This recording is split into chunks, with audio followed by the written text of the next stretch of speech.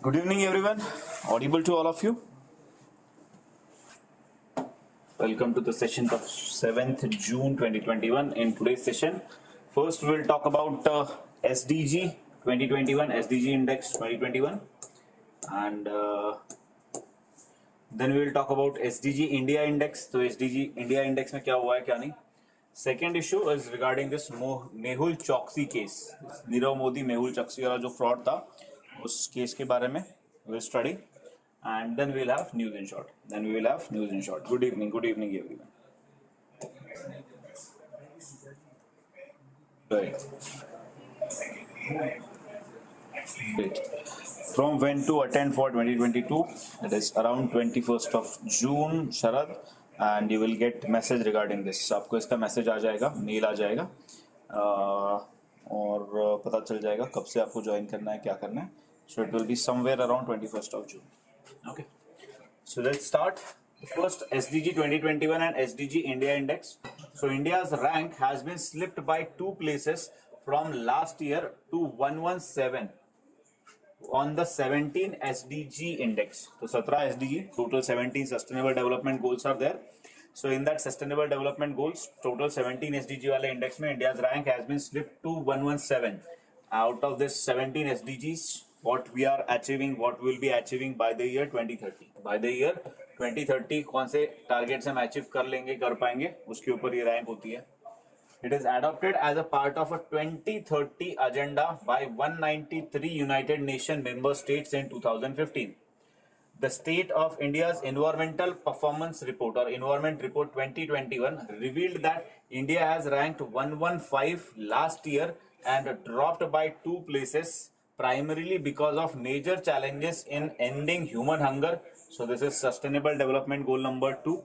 So you all must be knowing this by this time, है ना. आपको सारे 17 SDG याद हो चुके होंगे. At least one line SDG 1, 2, 3, 4, 5 क्या exactly है इसमें, एक लाइन में एक आइडिया तो आपको होगा ही, because we have done this multiple times. So SDG number 2, zero hunger. Then SDG number 5, gender equality. Of course इसमें भी हमारा रैंक काफी बुरा है. Then building resilient infrastructure, promoting inclusive and sustainable industrialization and fostering innovation. SDG number 9, remain in the country. So these are few areas of concern. SDG 2, 5 and 9. According to the report, SDG number 2, 5 and 9 are the areas of concern for India where we are not performing well. Then India is below South Asian countries like Bhutan, Sri Lanka, Nepal and Bangladesh, है ना. तो Bhutan, Nepal, Sri Lanka and Bangladesh से भी बुरा हमारा हाल है. The overall SDG score of India was 61.9 out of 100. Elaborating a state-wise preparedness, the report said that Jharkhand and Bihar, पता ही होगा आपको आगे क्या लिखा होगा, are the least prepared to meet. They are least prepared to meet the SDG by 2030, which is the target year. 2030 जो target year है. Okay. Then while Jharkhand lacks in 5 SDGs, Bihar lacks in 7 SDGs. इनका अपना competition चल रहा है. It is said that the states UTs with the best overall performance or overall score were, of course, Kerala, Himachal Pradesh and Chandigarh. Kerala, Himachal Pradesh and Chandigarh. So these are well performing or good performing states. Then the 2030 agenda for sustainable development was adopted by United Nations members in 2015, 2015 में, which provides for the shared blueprint of peace and prosperity for the people and planet now into the future. There is 17 SDG which are urgent call for action by all the countries, developed, developing and all the global partnerships should be there in this area so as to achieve the target by the year 2030. So simply these are 17 targets to be achieved in the 21st century for sustainable development. So these are the 17 SDGs. तो आपको idea होगा. No poverty, no hunger, good health, है ना, quality education. These are the areas. बाकी you all should know. This 17 SDGs. Then the report also said that India ranked 168. इसमें हमारा ये rank environmental performance index out of 180 countries. Last year इससे भी बुरा हाल था हमारा. Now we are 168 out of 180 countries in EPI, which is calculated on various indicators including environmental, health, climate, air pollution. So of course these are interconnected with the sustainable development. Sustainable development के साथ interconnected तो होंगे ही है. And because of that our rank is also very bad. Climate, air pollution, sanitation, drinking water, ecosystem services, biodiversity सब में हाल बुरा है. India's rank was 172 in environmental health related category. So within this EPI में हमारा 168 है, but within EPI there were another subgroup say environmental health category. In this category our rank is 172, which is an indicator of how well countries are protecting their population from environmental health risks. Then इसमें 172 हो चुके हैं. Then this was at the global level. This was at the global level that how much or what are the chances of different countries achieving different SDGs. Now when we talk about India level, within India, which state is performing good, which state is performing bad. So that index called SDG India Index was released by Niti Aayog. SDG India Index 2021 was released by Niti Aayog. They calculated performance of all the states of India on 16 out of 17 SDG. On 16 out of 17 SDG. 17वें number का जो SDG है, that is international cooperation. So that international cooperation इसमें लिया नहीं गया. They have taken 16 different SDGs and multiple around 70 different targets. उन targets के around what are the performance of different Indian states. And this was the third edition which was released recently. ये तीसरा edition था इस particular SDG India Index का.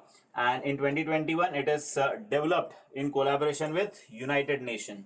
It was launched in 2018 to monitor the country's progress in different goals.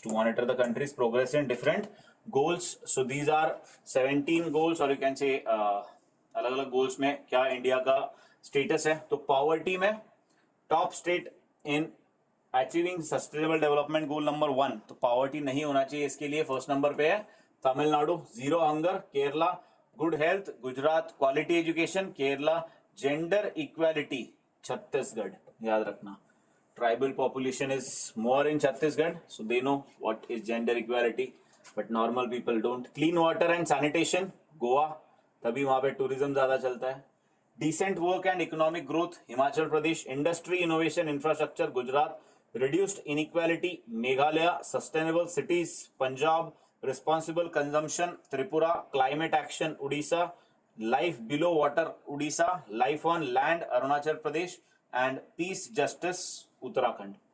तो पहले दो तीन याद रखना. पॉवर्टी में तमिलनाडु, हंगर में केरला, एंड हेल्थ में गुजरात. ठीक है, poverty, hunger and health, these three at least you should know.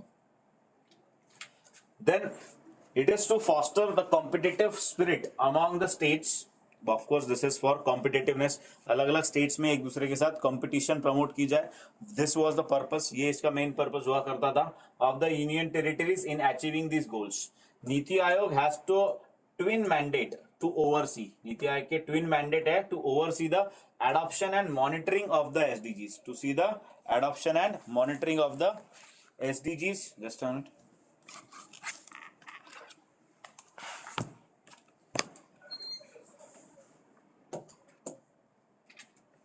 Seventeen SDGs are the bold commitment to finish the MDGs, Millennium Development Goals, started to tackle some of the more pressing challenges of the world. And in this report, there were 16 SDGs for each state and union territory, जिसको categorize किया गया था, and score was from 0 to 100. 0 से 100 तक का score था, and different categorization was done. If the score is between 0 to 49, the state was called as aspirant state. If it is between 50 to 64, it was called as performer. Front runner is 65 to 99 and achiever is 100%. So achiever 100% कोई भी नहीं है. We don't have any achiever state. And अब aspirant में भी कोई नहीं है. तो सबका score is, you can say 50 के above ठीक ठाक score आ रहा है. There are no states in the aspirant category as well as in achiever category. 15 states or UTs are in performing category and 22 are in front runner. 22 are in front runner. तो on an average कह सकते हो कि एकदम अच्छे भी नहीं है, एकदम बुरे भी नहीं है, बीच वाले लेवल पे चल रहे हैं. India's overall score in sustainable development goals is increased by 6 points. 60 से लेके 66 हो चुका है. The rise in the score was due to country-wide improvement in. तो किसकी वजह से इंप्रूवमेंट हुआ है, कौन से एसडीजी में हमने अच्छे से परफॉर्म किया है. तो one is clean water and sanitation, SDG number 6. Tell me what are the schemes that have been launch for this. कौन सी स्कीम लॉन्च की गई है for clean water and for sanitation and okay clean water वाली scheme की अलग अलग ministries, कौन सी मिनिस्ट्री किसे देखने वाली है, कौन से क्लीन वाटर की इसको, and affordable and clean energy, that is goal number 7। तो क्लीन एनर्जी में भी मुझे बता दो कि इंडिया का टारगेट कितना है क्लीन एनर्जी का, and what target we have already achieved, कितना हमारा अभी ऑलरेडी क्लीन एनर्जी का डेवलपमेंट होता है। These two are very important, जहां पे हम अच्छा परफॉर्म कर रहे हैं। केरला स्कोर्ड 75, केरला का सबसे अच्छा है, that is 75 out of 100, while Himachal Pradesh and Tamil Nadu है 74, तो इनका भी ठीक ठाक है। Andhra was next in the list with 72 का score. On the other hand Bihar, Jharkhand and Assam, Bihar 52, Jharkhand 56 and Assam 57। तो याद देख सकते हो थोड़ा सा बस ऊपर आ गए है ना, नहीं तो 0 to 49 वाले कैटेगरी में चले जाते हैं, सारे एस्पिरेंट बन जाते हैं, जो नहीं होना चाहिए आपका, है ना। Comparison with the previous editions, तो पुराने एडिशन की अगर बात करें, उससे पहले देख लेते हैं आपने क्या लिखी है, कौन सी स्कीम से। Sir is it very important to remember all the SDG goals and targets? 17 है, 17 की एक आइडिया होनी चाहिए इंपॉर्टेंट वालों की एटलीस्ट। श्रेय सारे स्टेट्स नहीं याद रखना। सीएसआर कॉर्पोरेट सोशल रिस्पॉन्सिबिलिटी के बारे में जानना चाहते हो Pranav Pratap Singh? CSR is simply you can remember CSR is corporate social responsibility, that is corporate। बड़ी बड़ी जो corporate firms होती है, बड़ी companies होती है, they have their social responsibility। Suppose the firm is making a profit of 1000 crore in a year, so for this profit they must have hampered some you can say social और environmental hazard, कुछ तो हुआ रहेगा उस company की वजह से, तो कुछ ना कुछ तो उन्होंने यूज किया अपनी कंपनी बनाने के लिए, पेड़ पौधे काटे और उसके ऊपर ही उन्होंने अपना कंपनी बनाया। So these are they have social responsibilities as well. So if the company is making very huge amount of profit, 2% of their profit, कुछ परसेंटेज उनके प्रॉफिट का they have to incur on you can say social welfare, उनको 2% अपने profit का जो पैसा होता है वो सोशल वेलफेयर पे लगाना होता है, that is called as their CSR responsibility, corporate social responsibility. CSR आप पूछ ही लिया आपने, इसी के साथ मुझे बता दो, फॉर दिस पर्पस CSR के फंडिंग को अच्छे से यूटिलाइज करने के लिए there was setting up of one committee, और उन कमिटी के कहने पे हमने क्या किया था, सोशल स्टॉक एक्सचेंज स्टार्ट किया था। तो नाम बताओ उस कमेटी का। सर प्लीज हो गया, नल से जल, okay.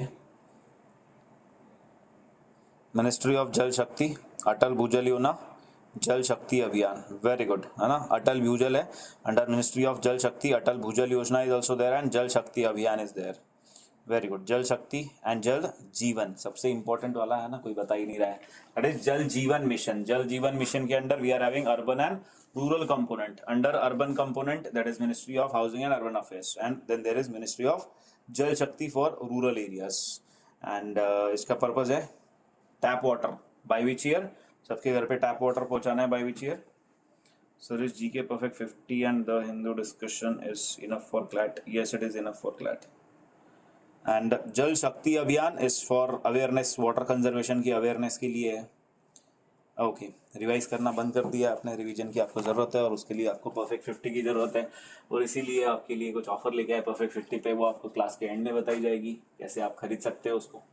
So this SDG India Index 2020 is more robust than the previous edition। तो पहले इसमें 16 एरियाज को कवर नहीं किया गया था, on the account of wider coverage of targets indicators with greater alignment with national indicator framework NIF के साथ।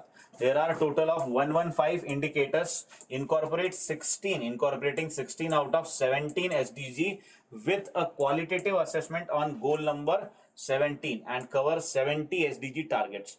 This is an improvement over a 2018-19 and 2019-20 edition of the index, which had utilized 62 indicators across 39 targets। छोड़ दो, इतना detail आपको जानने की जरूरत नहीं है, जस्ट रिमेंबर दिस। इस बार 16 टारगेट को हमने किया था, कौन से स्टेट ने अच्छा, कौन से स्टेट ने बुरा परफॉर्म किया है। And lastly you should know NITI Aayog, NITI Aayog का ये रिपोर्ट है। सो NITI Aayog is national institute for transforming India, started on 1st of January 2015 and it is a extra constitutional, extra statutory body। Remember this, it is not a statutory body, it is not a constitutional body, it's a non-constitutional body, but you can say it is extra constitutional, extra statutory body।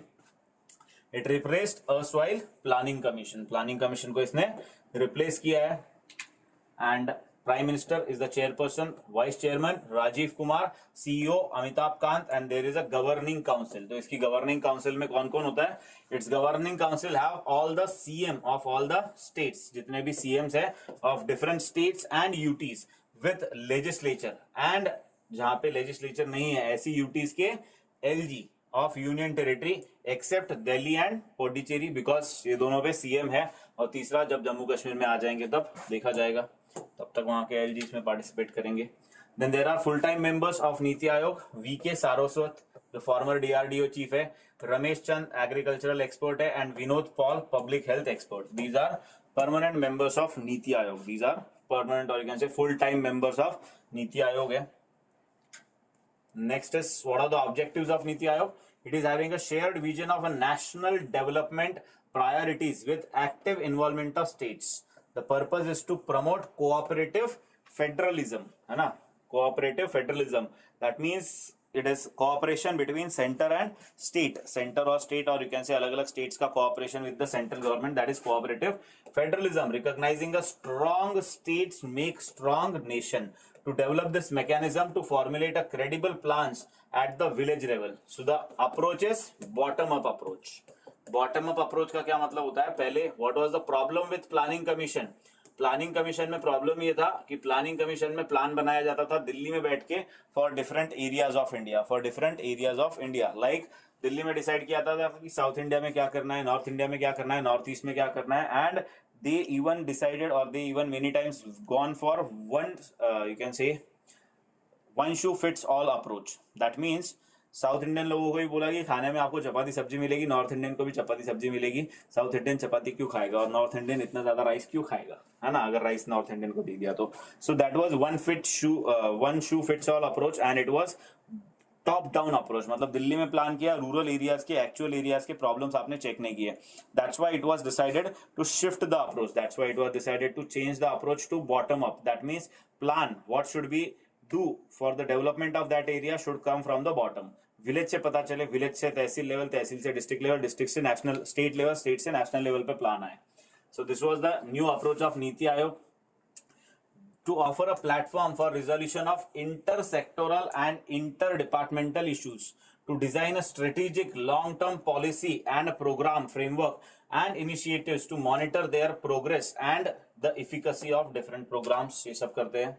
नीति आयोग's work can be divided into 4 main heads. First, design policy and program framework, foster cooperative federalism, monitoring and evaluation, think tank. This is the major work, think tank, and knowledge and innovation hub. इसी के under they have started Atal innovation mission. Under this they started Atal tinkering labs for promotion of technology. Under this only they started innovation in the field of artificial intelligence. इसके अंदर mainly काम करता है NITI Aayog as a think tank for promotion of innovation and technology in India. Okay, so ये कुछ नीति आयोग के काम है. देन फंक्शंस ऑफ नीति Aayog: monitoring, evaluation, act of resolution, then foster cooperative federalism, design policy and programme. यही चीजें जो पुराने इसमें हमने देखी थी वो यहाँ पे फिर से दी गई है.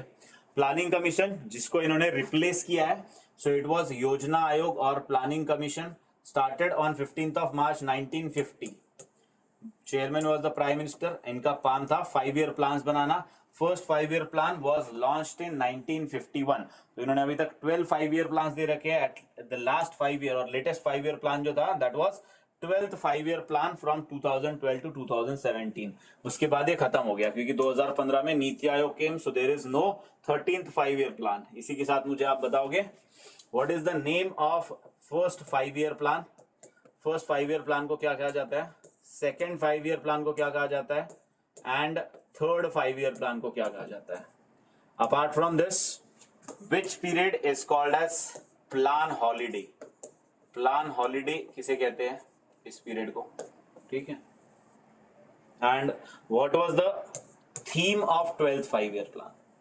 इसका थीम क्या था, मेन थीम ये क्या था इसका, ठीक है.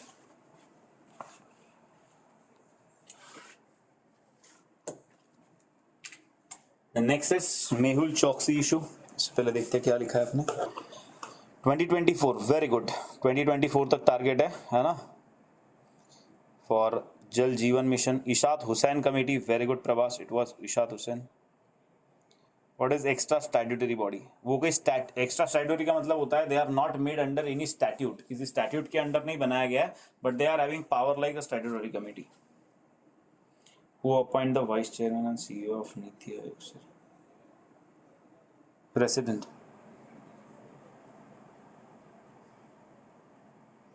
Okay, so next is Mehul Choksi, or you can say Nirav Modi. क्या फ्रॉड किया था, कैसे किया था, इस पर देखेंगे हम. इससे पहले आपने मुझे लिखा नहीं अभी तक, बता दो. First 5 year plan is called as which model? Harold Domar model. Second 5 year plan PC Mahalanobis model. And third 5 year plan Gadgil formula. ये बेसिक आइडिया होना चाहिए आपको, इसको क्या कहा जाता है, कौन से 5 year प्लान को. Very good Anushka. Okay, then let's talk about this fraud. तो पहले विल ट्राई टू अंडरस्टैंड ये फ्रॉड हुआ कैसे था, ये फ्रॉड हुआ क्या था वो हम समझने की कोशिश करेंगे. And after that will see कि what exactly happened and why it is currently in use. First is Harold Domer, second is PC Mahalanobis. Very good. Third K Kamraj plan, also called as Gadgil. K Kamraj तो idea दी थी, बनाया था वैसे Gadgil formula. It was called as Gadgil formula. ठीक है.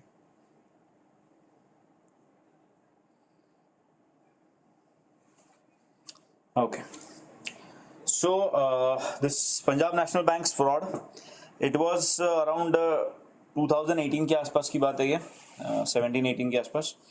Then this Punjab National Bank, PNB, Punjab National Bank registered, or you can say those banks which are registered with BSE, Bombay Stock Exchange के साथ जो banks registered होती है, those banks which are registered with BSE, they have to, or any other stock exchange, BSE में है या NSE में है, कहीं पे भी है, they have to give their stock statement. उनको क्या देना होता है? एक stock statement देना होता है कि भैया बैंक कैसी चल रही है, कितनी लायबिलिटीज है, क्या चल रहा है बैंक में exactly. They have to give their stock statement, and this stock statement was given by PNB Punjab national bank, which is India's second biggest public sector lender. Also public sector bank second biggest है, SBI के बाद यही है, और ये सबसे ज्यादा lending भी करती है. उसके बाद they have talked about a fraud or a issue of 1.77 billion, है ना, 1.77 billion डॉलर, अराउंड 11,400 करोड़ का कुछ फ्रॉड हुआ है eight there single branch, at a single branch इन मुंबई. ऐसा इन्होंने बताया कि मुंबई की एक ब्रांच में इतना बड़ा फ्रॉड हुआ है, ये इन्होंने रजिस्टर किया. Suddenly when they talked about this, they announced this in 2018, I think somewhere in February. Suddenly after this, within a few time 10% stock में गिरावट आ गई थी. There was decline in the stocks of Punjab National Bank by 10%, and after this CBI को ये issue भेज दिया गया. This issue was sent to CBI, and in that they said कि there is one person called Nirav Modi, जिन्होंने और मेहुल चौकसी, इन दोनों ने मिलके they have done this fraud. Apart from this fraud, there is already one investigation of around 280 crore का fraud उनके ऊपर इन्वेस्टिगेशन चल ही रहा था ऑलरेडी. 11,400 और पुराना 280 करोड़ और भी कुछ फ्रॉड थे, तो total amount was somewhere around 14,000 crore का इनके ऊपर ये फ्रॉड बना दिया गया था. Now how this fraud happened, कैसे हुआ था, क्या हुआ था, और who was this Nirav Modi? So Nirav Modi before this fraud was considered as one of the India's top 100 billionaires. जब फोर्ब्स इंडिया की लिस्ट आई थी 2017 की, आई गेस 2017 फोर्ब्स इंडिया की लिस्ट में his rank was 85th number पे थे ये. इनका नेट वर्थ was, और यू कैन से इतना 1.8 बिलियन था, जिसमें से 1.77 का तो इन्होंने फ्रॉड किया था, है ना. तो ये काफी बड़ा फ्रॉड किया गया था. एंड इनकी मेन कंपनी थी fire star international. Their main company was called as Fire Star International, under which only they have this Gitanjali और नीरव मोदी jewelries. ठीक है, Fire Star नाम की कंपनी थी, and they were very famous. Just a minute.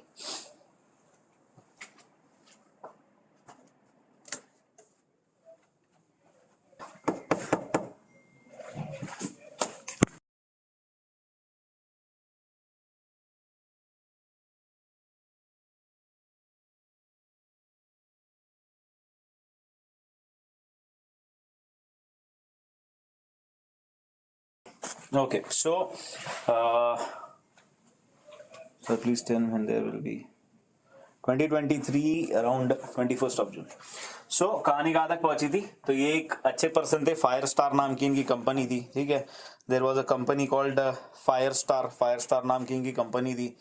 इसके अंदर ये अपने अलग अलग international, it was international company, they were having different countries of the world में, they were having their branches of jewellery shop, अलग अलग एरियाज में इनकी ब्रांचेस भी हुआ करती थी। And now this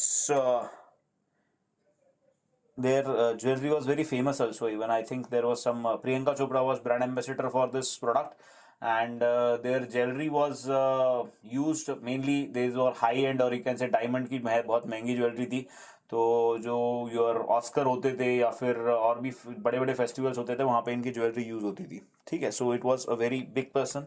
now there are different banks और यू कैन से इन्होंने जो लोन लिया था, this loan was taken by him from one MCB. MCB is you can say mid corporate bank आ जाता है। तो स्मॉल बैंक्स जो हमारे आसपास होती है, जो आपके आसपास आप ब्रांचेस देखते हो बैंक्स की, those branches are called as SME, small and medium enterprises की ब्रांच होती है वो। Then there is MCB, medium corporate bank, medium corporate bank होती है। And then there is LCB, large corporate banks, ठीक है। तो यहाँ पे हम सबके अकाउंट्स या फिर normal loan up to 5 crore, 5 crore के आसपास के लोन जो होते हैं, that can be issued by SME। तो ये 5 करोड़ के आसपास के लोन दे सकते हैं। Then this can issue up to around 50 crore, and 50 crore के ऊपर के लोन देने होते हैं वो जनरली LCB इशू करते हैं above 50 crore, okay. So this was MCB जहां पे ये फ्रॉड मेनली नोट डाउन किया गया था या बोला गया था। नाउ मोडस ऑपरेंडी और यू कैन से कैसे इन्होंने ये फ्रॉड किए थे, how they have done this fraud, वो हम अब समझने की कोशिश करेंगे। So they have used one tool called letter of understanding. They have used one tool called letter of understanding to do this fraud. They have used this letter of understanding to do this fraud. Now, letter of understanding का purpose क्या होता है? That suppose you are a diamond business है आपका, ठीक है? You are having a diamond business in India. India में आपका diamond business है, and you want to start your business in say Singapore. आपको सिंगापुर में बिजनेस स्टार्ट करना है। So you want to purchase diamond here, आपको यहाँ पे डायमंड परचेस करने हैं, and then you want to make jewellery and sell it, जो भी आपको करना है यहाँ पे। But for this diamond purchase आप इंडिया से फिजिकली पैसा तो नहीं लेके जाओगे, आप इंडिया से फिजिकली पैसा तो नहीं लेके जाओगे आप। तो आप क्या करते हो, इंडिया की जो योर बैंक है, इंडिया में किसी बैंक में आपका अकाउंट रहेगा, suppose you are having account in State Bank of India. तो what you do, I am talking about general thing, this is not about fraud. तो नॉर्मली क्या होता है, फिर हम फ्रॉड की बात करेंगे, where exactly fraud happened. State Bank of India is there in India, okay. You are having your account in State Bank of India.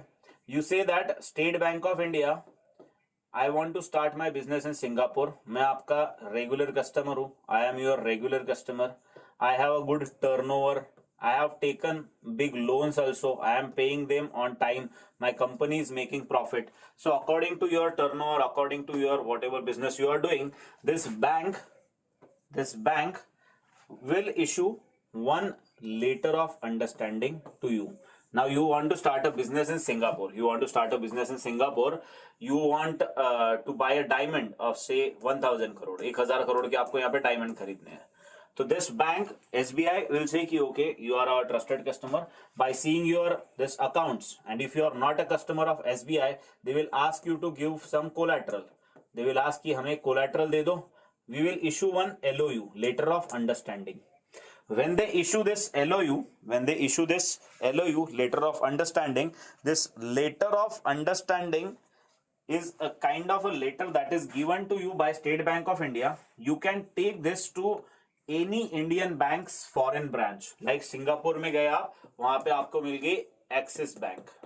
So Axis bank की जो एक्सिस बैंक की जो सिंगापुर ब्रांच है, you will give this LOU to Axis bank Singapore, and you will say कि see that means I have given some collateral और I have good account in SBI, that's why they have issued me this kind of LOU उन्होंने issue कर दिया है, they have issued LOU to you, and this LOU can be taken. This is a kind of credit you can से आपको जो बाहर से लेने दिया जा सकता है. So this is also called as buyer's credit भी कहते हैं इसको, buyer's credit. So this LOU have been issued in your name. You will take this LOU to Singapore Axis Bank. Singapore Axis Bank will say कि okay, you want a diamond, you want 1,000 crore for purchase of diamond, and you have a guarantee of State Bank of India. This LOU means what? If this person, Nirav Modi, is not able to pay 1,000 crore, State Bank of India takes guarantee that they will pay 1,000 crore to Axis Bank. इससे क्या होता है? Risk on axis bank reduces, क्योंकि Singapore में एक unknown person को बिना collateral को लोन दे रहे हैं वो.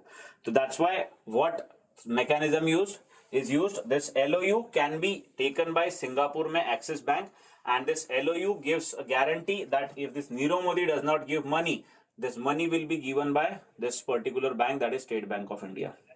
If it is issued in the name of Indian bank, जैसे कि एक्सिस इज इंडियन बैंक के उधर ऑफिस है, if it is to be issued in the name of any other foreign bank, then it is called as letter of credit. तो इसकी जगह पे वो बैंक ऑफ सिंगापुर से अगर पैसा लेना चाहते थे तो उनको इंडिया से, स्टेट बैंक ऑफ इंडिया से लेटर ऑफ क्रेडिट लेना पड़ेगा.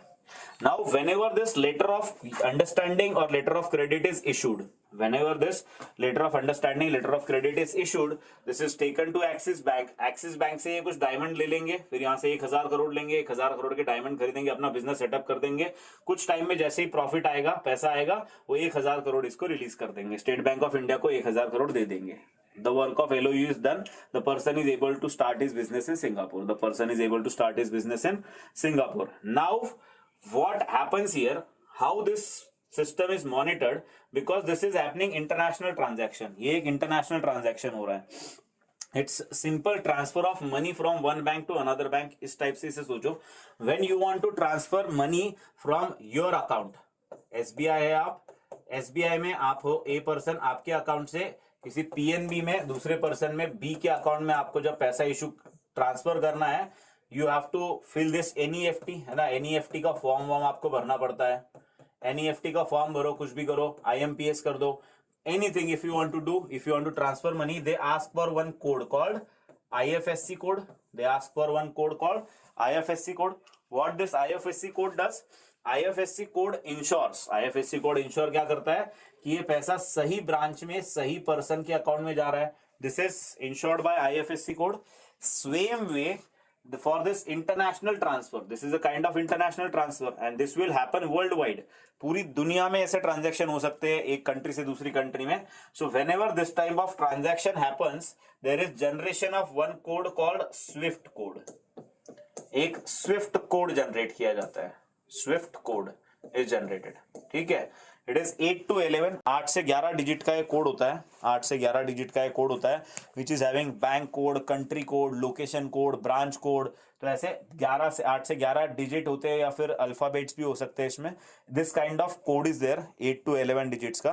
And this SWIFT stands for society for world wide inter bank financial telecommunication.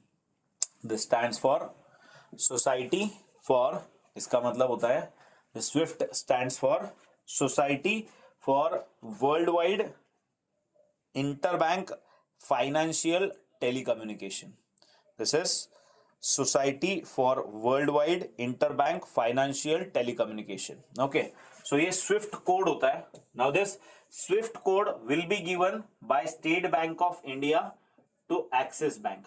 This person will take LOU. This person will take LOU. On this LOU, this SBI will later issue कि there is one code called SWIFT code. ये SWIFT code है, इससे इनको पता चल जाएगा कि यहाँ ट्रांजैक्शन ऑथेंटिकेटेड है. ठीक है. This SWIFT code is generated by this particular bank officials. There are bank officials of State Bank of India. जो bank officials, बैंक के मैनेजर या कोई दो लोग होते हैं, they are having access to this SWIFT. जैसे आपका यूजर नेम पासवर्ड होता है, वैसे ही स्टेट बैंक ऑफ इंडिया के मैनेजर वगैरह का यूजर नेम पासवर्ड होगा, और उस यूजर नेम पासवर्ड से वो स्विफ्ट कोड इशू कर सकते हैं किसी भी अमाउंट का. ठीक है.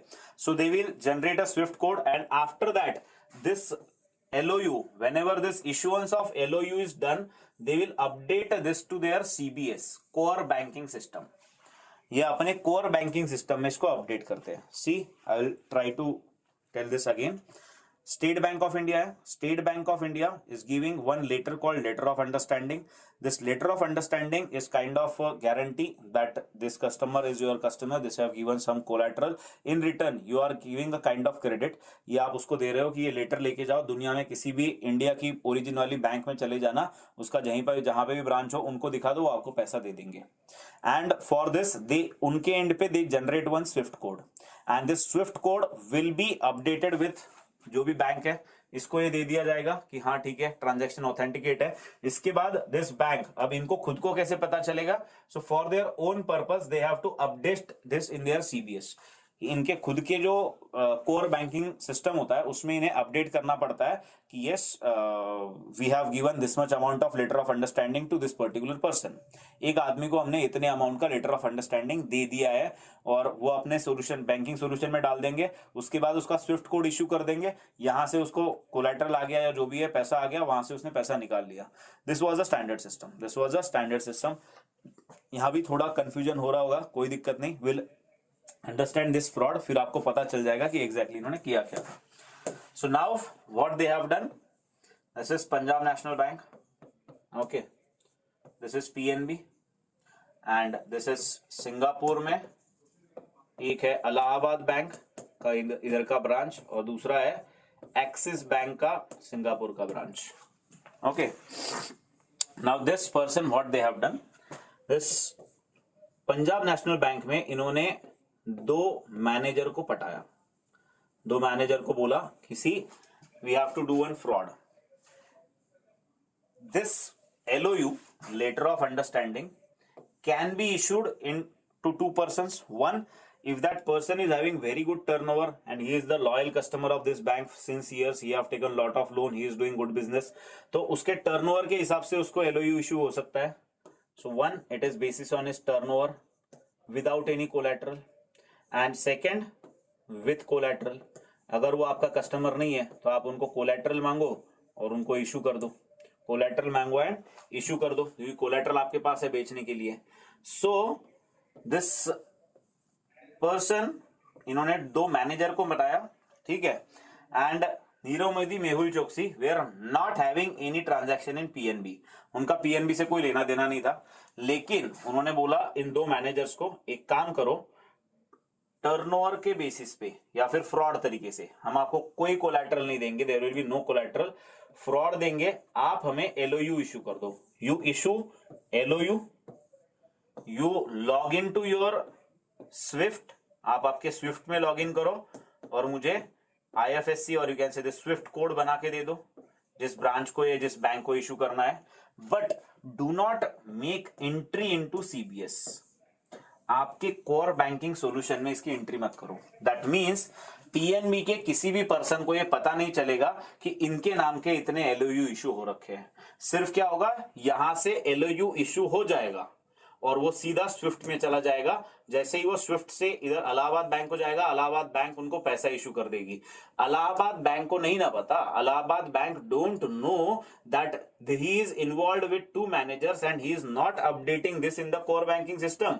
That means he does not know, Allahabad bank और Axis bank of Singapore does not know that Punjab national bank's management और Punjab national bank's you can say core banking system, their online platform उनका जो भी होता है जहां पे रिकॉर्ड मेंटेन होता है, वहां पे इसकी एंट्री नहीं की गई है. This is just a letter that has been issued.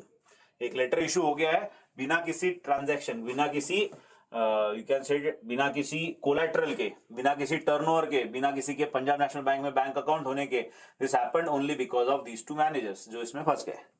And they were retiring also, दे भी रिटायर भी हो रहे थे, तो इन्होंने भी अपना 2011 से आई थिंक 2011 से इन्होंने फ्रॉड स्टार्ट किया था, 2018 में इनका रिटायरमेंट आना था. लास्ट 5-6 साल में इन्होंने फ्रॉड स्टार्ट कर दिया.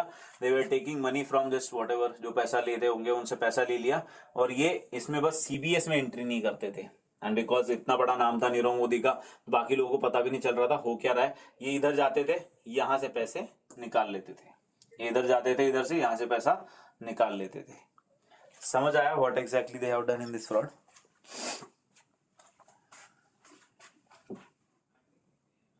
Say yes or no. How exactly this fraud was done?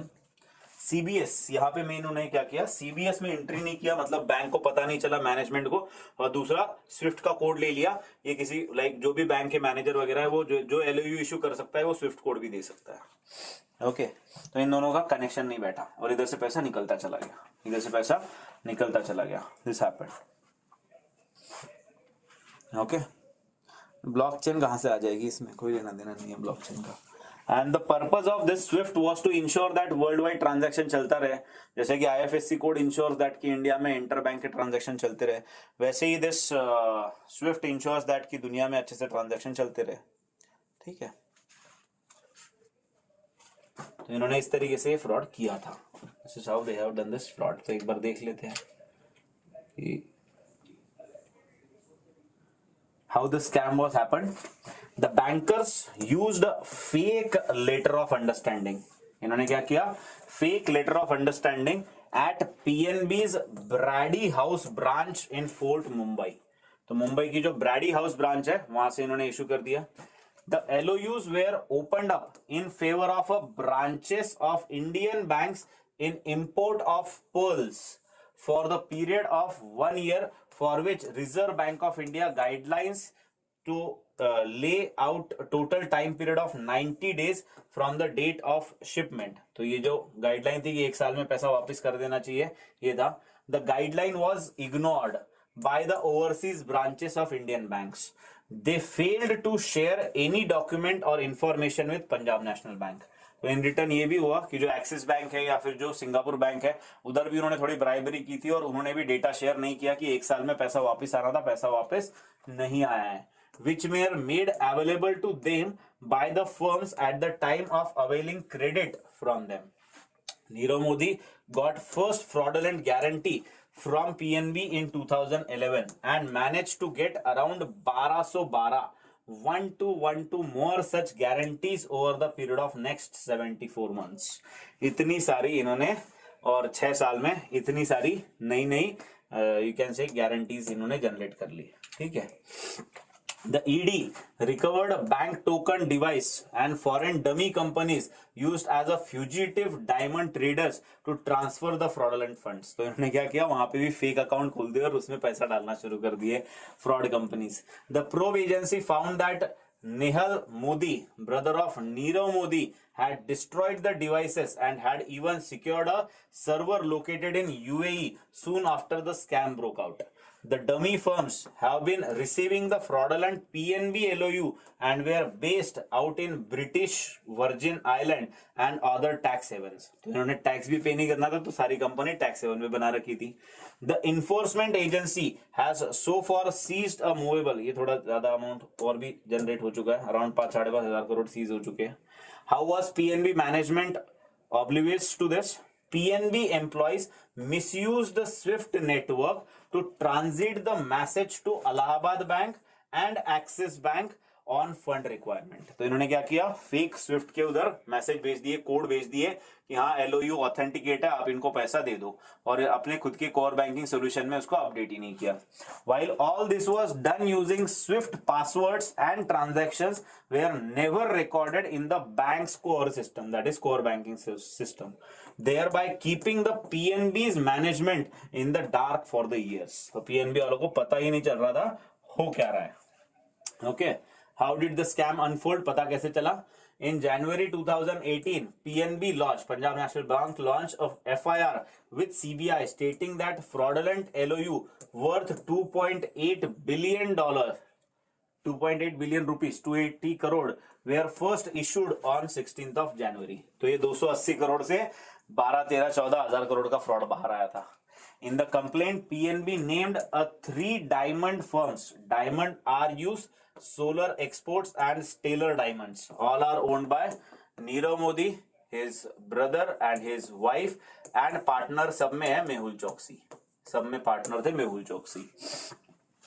As of 18th of May 2018, the scam has been ballooned to around 14,000 crores. तो 280 करोड़ से कहानी शुरू हुई, पहुंच गई 14,000 करोड़ पे, पहुंच गई 14,000 करोड़ के फ्रॉड पे। ओके, तो अभी recently why it is in news then, ये तो हो गया हाउ दिस हैपेंड, इसकी थोड़ी आइडिया ले लेते हैं। Punjab National Bank, the second biggest public lender, stunned the country by saying this around 11,400 का था, which involved Mehul Choksi and the accused Nirav Modi, who is absconded from the country before the news of the scam came through. इसके पहले ये भैया भाग चुके थे. He faces an investigation by CBI and other Indian law enforcement agencies on the charges of criminal conspiracy, money laundering, corruption, criminal breach of trust, cheating and dishonesty. He was recently arrested in Dominica. इसकी वजह से ये news में है. He was recently arrested in Dominica by the authorities there after he was found to have illegally entered the country from Antigua and Barbuda. ये country की इनके पास citizenship है. कुछ साल पहले आपने सुना होगा. Where he has been staying since 2018. तो ये भैया 2018 से मेहुल चौकसी वहां पे रह रहे हैं, है ना. And this Nirav Modi is living in UK. Nirav Modi साहब है यूके में, ठीक है.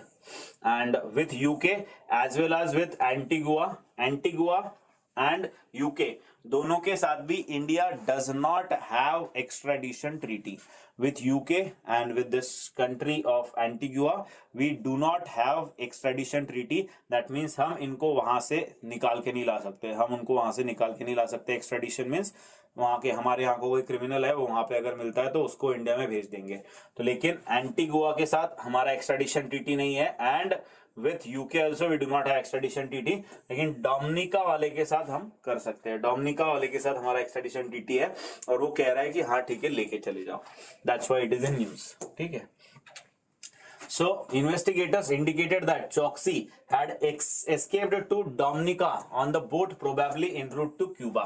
तो इनका प्लान क्या था, ऐसे कहा जा रहा है. What was his plan?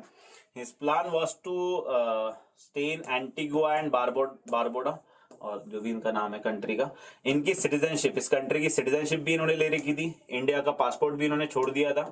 Then from here go to Cuba. इनके साथ भी हमारा कोई एक्स्ट्राडिशन ट्रीटी नहीं है. And from Cuba go to USA. इनके साथ भी हमारा कोई एक्स्ट्राडिशन ट्रीटी नहीं है. Okay, but in between Antigua to Cuba जाते हुए ये फंस गए कहा, डोमिनिका में. ये फंस गए डोमिनिका में.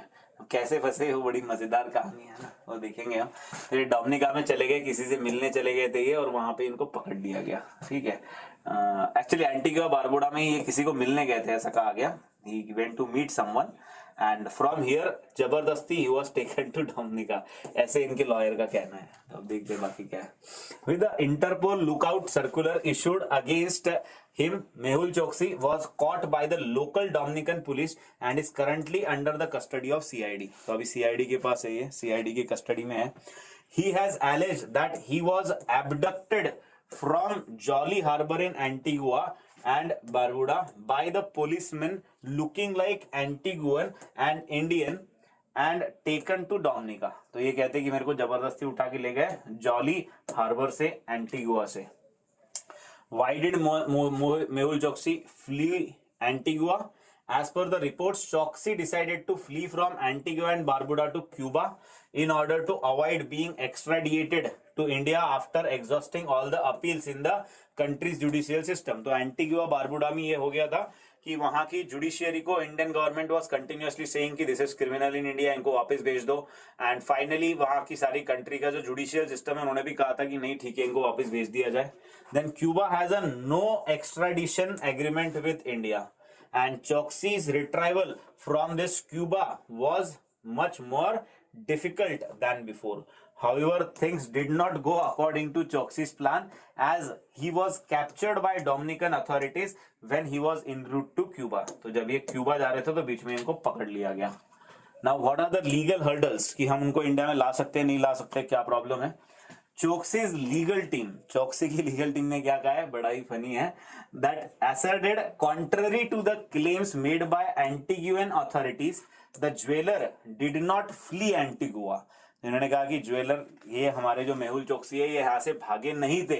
He was abducted by laying a honey trap. तो इनको फंसा दिया गया. A legal team has claimed that Choksi was befriended by a woman over last 6 months called to an apartment in Antigua on 23rd of May. तो किसी लड़की ने उनको अपने यहाँ पे बुला लिया 23rd May को, and then he was abducted by a group of men from there. He was then allegedly beaten up and forced into a yacht and finally before being sent to Dominica. उसके बाद उठा के Dominica भेज दिया गया, जहां पे Dominica में उनको पकड़ लिया गया. Why Antiguan Prime Minister Gaston Brown has told media that Choksi can be deported to India from Dominica itself. तो इन्होंने बोल दिया है अभी एंटीगुआ वालों ने कि डोमिनिका से आप उनको इंडिया भेज सकते हो. Choksi's lawyers have argued that he cannot be sent back to India as he is not a citizen of India anymore. तो इनके लॉयर कह रहे हैं कि ये सिटीजन ही नहीं है वहां के. Choksi acquired Antiguan citizenship in 2017, just over a month before he flee India in January 2018, and he has surrendered his Indian passport. Sources of Indian agencies pursuing Choksi says he may have surrendered his passport, but India has never accepted his passport. हमने कभी लिया ही नहीं, because and certificate of surrender of passport has not issued. तो उसके पहले कुछ process होती है सरेंडर का इशू करने के पहले, वो प्रोसेस पूरी हुई नहीं. More importantly, they say that Interpol, that is International Police, tell me where is the head office, कब बना था and कितने टाइप के अलग अलग ये नोटिस इशू करता है वो बताना. Interpol has issued a red notice against Choksi for financial crimes committed in India, and this would be argued in the court. India has already sent all the relevant case papers to Dominica. उन्होंने India ने भी Dominica को भेज दिया गया है. तो अभी डोमिनिका वाले क्या करते हैं वो देखा जाए. अब न्यूज में ये भी आया था, it was in news that Dominica से इनको लाना है, तो प्रॉब्लम ये हो रही है कि लाने का खर्चा हो रहा है 3 करोड़. ठीक है, तो जो अभी नॉर्म्स है जिस तरीके से इनको लाया जाना है जो होना है, तो अगर चार्टर से लाया जाता है तो ये 1.2 16-17 घंटे का कुछ रास्ता है, 1.2 1.3 करोड़ का खर्चा है. और अगर वैसे लाया जाए तो 3 करोड़ 1.5 करोड़ से 3 करोड़ के बीच का खर्चा आने वाला है. तो क्या किया जाए, कैसे लाया जाए, ये सब अभी देखा जा रहा है. अभी जो फ्रॉड था that was around 14,000 crore, out of which by selling the properties of this Nirav Modi और जितने भी लोग थे, government have already recovered around 5826,000 crore. ठीक है, 5,826 करोड़ रिकवर हो चुके हैं. टोटल फ्रॉड था अराउंड 14,000 करोड़ का. तो बाकी अमाउंट अभी भी पेंडिंग है, बाकी सब चीजें बेच के इतने पैसे तो निकल गए थे इनके फिर भी. ठीक है, so this was about this fraud. I hope आपको समझ आ गया कैसे हुआ था, क्या हुआ था. It is in Lyon, France, right. Okay, then last part, news in short. Punjab and Tamil Nadu and Kerala top education index ranking in India. Punjab, Tamil Nadu and Kerala have all scored a higher than 90% in the Education Ministry's Performance Grading Index from 2019 to 2020. Gujarat dropped from the 2nd to 8th rank in the index, while Madhya Pradesh and Chhattisgarh are the only states which have been actual regression in scores over this period. Punjab recorded the highest score, almost 929 out of 1000, showing a huge jump from 769. तो सबसे अच्छा jump Punjab ने किया है. Punjab, Tamil Nadu and Kerala have scored higher in this. The index monitors the progress that the states and the UT have made in school education with regard to learning outcomes, access to equity, infrastructure, facilities, and governance and management processes. Then Sergio Perez win Azerbaijan GP. Sergio Perez, I think from Mexico, है ना, Mexico, won Azerbaijan Grand Prix. He is a driver of Red Bull and he was followed by Sebastian Vettel and Aston Martin of Aston Martin. Okay, तो ये थे Vettel थे. इसके बाद तो अभी सर्जियो जीते हैं.